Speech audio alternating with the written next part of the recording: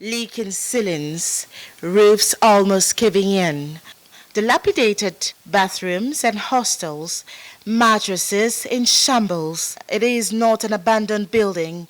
It's merely the state of one of Nigeria's unity schools, the federal government academy, Suleja, christened the School of the Gifted and Talented, established in 1991. From the dormitories to the kitchenettes to toilets, the school seems to have seen better days, as reflected in the decaying infrastructure. What we have seen here is what we have been trying to say for a while. It's an eyesore.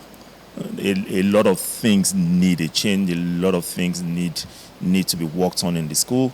And from what we have seen, there's a long way to go. As members of the alumni, we have done our bit. The school is a non-fee paying school. We don't get any money from students, and the little that comes from the federal government is what they use. We expect the Federal Ministry of Education to pay more attention, especially to the status of this school as a gifted school. Even the school clinic is not spared the infrastructural deterioration. A typical clinic bed at the School of the Gifted and Talented in Suleja, Niger State. Even as a reporter, I cannot bring myself to sit down on this bed to receive any form of medical intervention at all. This is why the Minister for Education, Professor Tahir Maman, paid an unscheduled visit to this unity school. He describes the situation as pathetic. What we have seen is the general decay across schools in the country. And this is even a federal school. I understand it was in many places that the lower other tiers of government. But we have to up our ante to ensure that schools are environments where students want to be. This educationist blames the decay on both laxity and irresponsibility on the part of school management and past administrations. Infrastructure was collapsing. School administrators are, destroying the system, and nobody calls them to order. Nobody holds them accountable. And from the inspectorate department had ceased to work. The supervision process is not there. These days, inspectors of education don't even visit schools. But the minister is promising better days ahead. What Agile is going to do is to come in a much more massive way.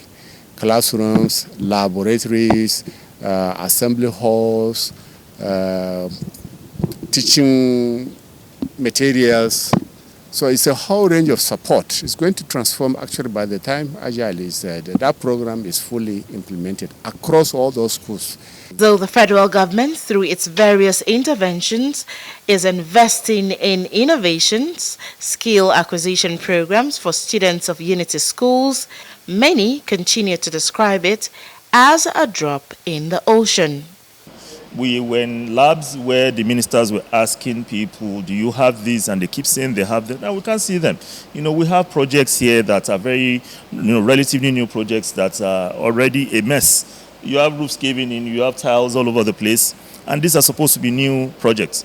It's a shame what we have seen here. Now, for all government, this is not just an ordinary unity school. This is the only bona fide, gifted and talented institution, as we were told when we were growing up here, in the whole of maybe Sub-Saharan Africa. From the overgrown grasses to the dilapidating infrastructure, a lot goes to show that the ideals behind setting up a specialized school for gifted and talented children in Suleja, Niger State, by the Nigerian government back in the 1990s is gradually being corroded by the massive lack of infrastructural facilities. And this lends credence to what some experts have said, which is create a specialized agency strictly for the funding of secondary schools across the country, especially unity schools. From the Federal Government Academy right here